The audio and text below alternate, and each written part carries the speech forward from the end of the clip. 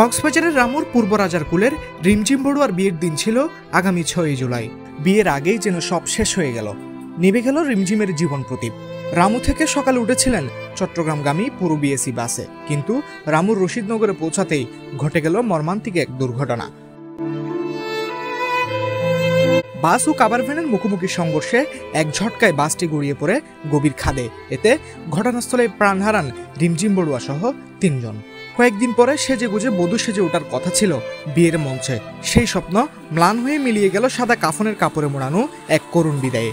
দুর্ঘটনায় নিহত অন্য 2 জন হলেন রামুর হাবিব বস্ত্র বিতানের কর্ণধার পিএম খালির হাবিবুল্লাহ ও তার 9 বছরের শিশু সন্তান। পুরবিটা এখান থেকে রাস্তা থেকে নেমে গেছিল, ওই কভার ভ্যানটা এসে পুরবিকে একটা ধাক্কা দিছে, তারপর পুরবিটা নেমে গেছে। লাশ আরো উদ্ধার করি মেডিকেল দিবারে তখন লাশ 3 জন ইয়ানে মারা গেছে।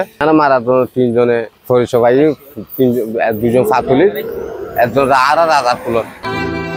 এই চট্টগ্রাম কক্সবাজার মহাসড়ক যেন প্রতিদিনই চলা জীবনের সঙ্গে বয়ে আনে এক অনিশ্চয়তার ভয়াবহ লড়াই। দুর্ঘটনায় নিহতদের লাশ বর্তমানে রাখা হয়েছে কক্সবাজার সদর হাসপাতালের মর্গে। রহিদুল কবির, গ্লোবাল টেলিভিশন, কক্সবাজার।